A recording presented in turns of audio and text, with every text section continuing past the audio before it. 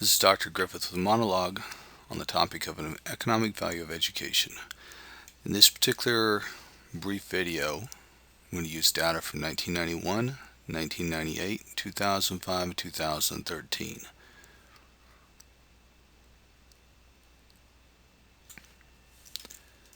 At some point, we've asked ourselves, why are you getting your college education, and what are your long-term educational goals?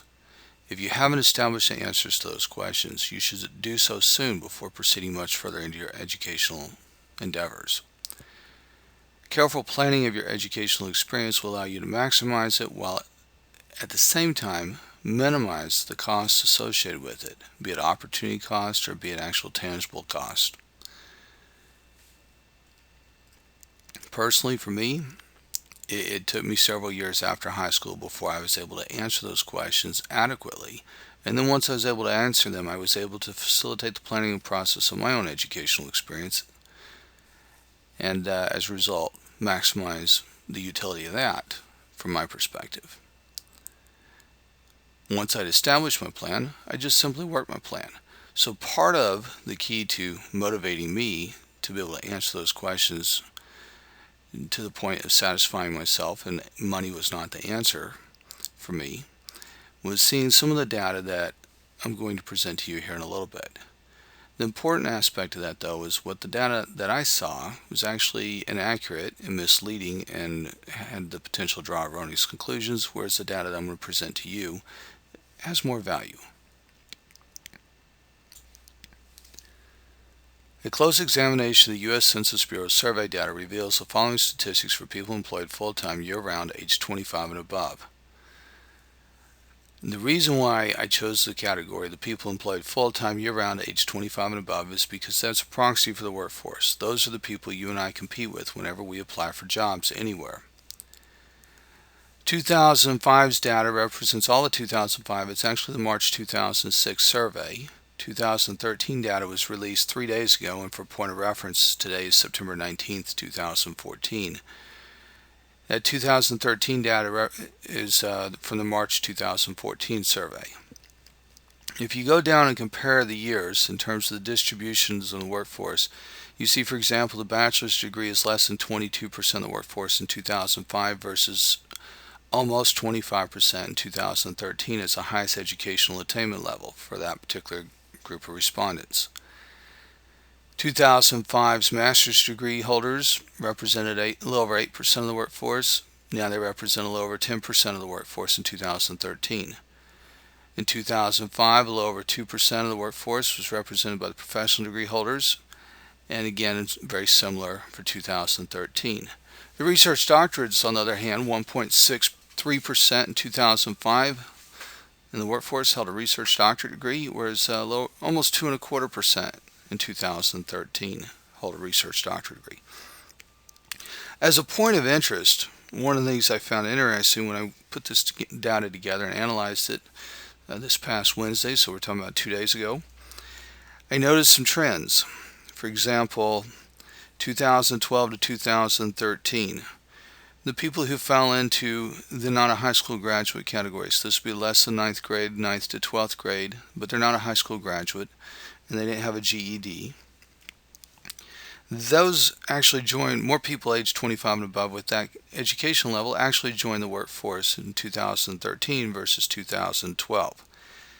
Whereas those people with, and the same thing is true also, by the way, for the high school graduate or GED holders.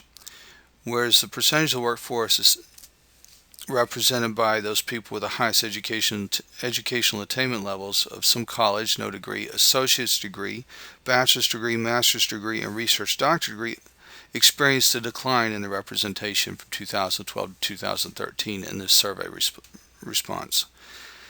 The professional degree category actually saw an increase, a slight increase. So those might be explained by consequences of majors. They might be explained by sampling errors. They might be explained by people retiring, finding themselves independently wealthy, as far as the declines, or because we have increases in the lower educational attainment levels.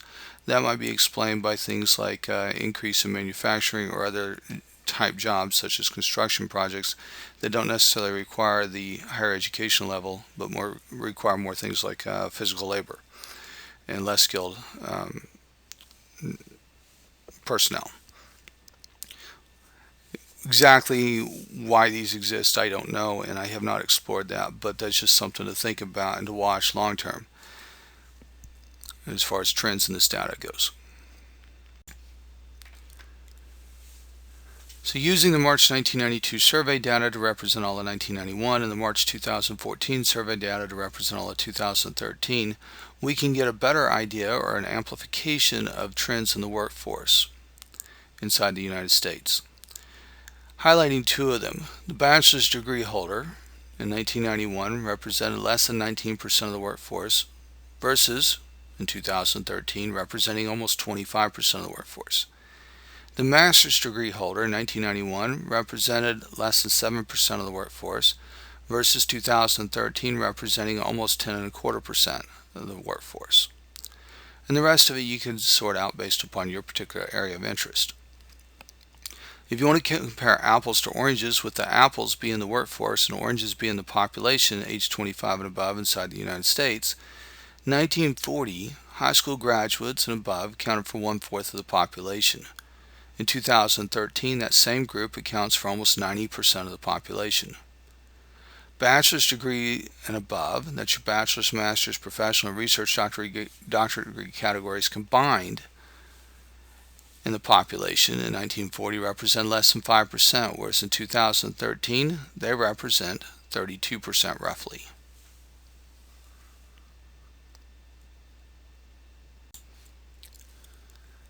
And then for those of us interested in inflation, and since our culture in the United States functions on interest rates, put the time value of money to these changes.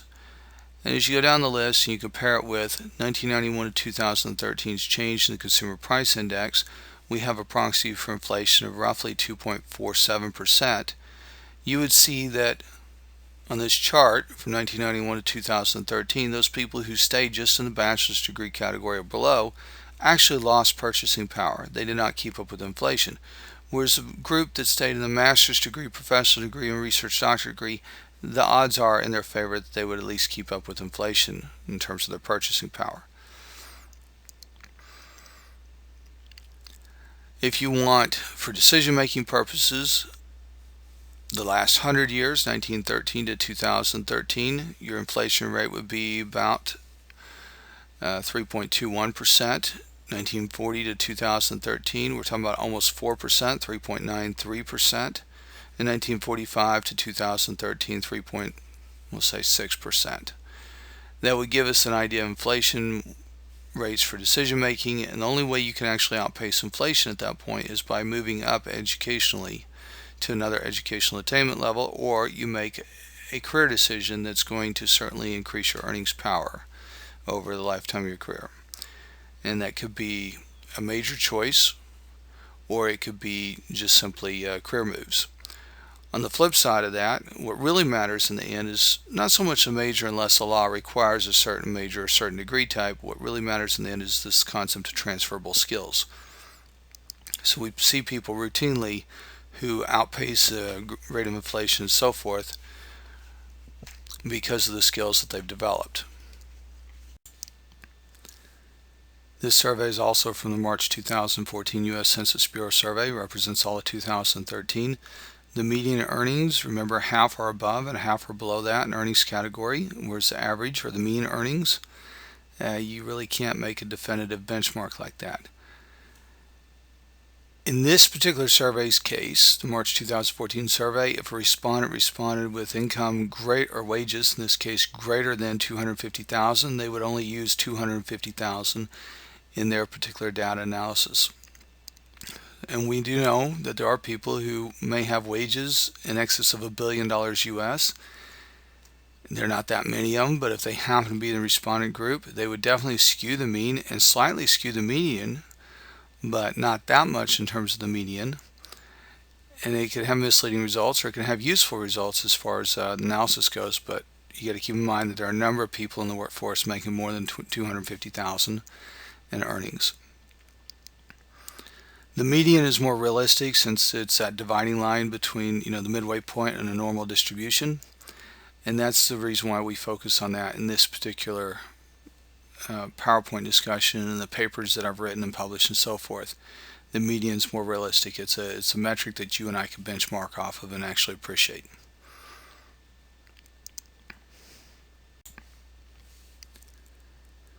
This is the data that I needed to see as a college student, particularly on my first year in college. I spent 13 years of my life as a full-time college student, but I did not see this data until my third year. When I saw this data, I stayed 11 consecutive years as a full-time college student. Now, to kind of expound a little bit on what's contained in this data, the odds of unemployment are apparently correlated with your educational attainment levels. And so, for example, 1998, which was released by the Bureau of Labor in 1999, a bachelor's degree or higher in 1998 essentially said that, yeah, you might be unemployed, you might have that experience, but you have choices and you can make decisions that will influence that. You may have to relocate, but you have options to find jobs. You may not like it, but you have those options. That's not necessarily true today for those guys with bachelor's degree or below. It depends upon a number of things: their field of study, their skills, their ability to transfer their skills, and their decision making. But the master's degree and above, unless you did something like underwater basket weaving for your master's degree, you pretty much have choices. You may have to relocate. In fact, that's true to a certain extent with the bachelor's degree, but you may have to relocate around the world, not across the U.S., to do that. And you have options, and that's really what the point is. The odds of being unemployed are reduced as you move further up the educational attainment spectrum, and that's what I needed to see as a student. Had I seen that my first year, I would have stayed and accomplished my goals very quickly. I would have laid them out. I would have thought them out very carefully. It was not about the money. The money will take care of itself if you make good career choices and you plan accordingly.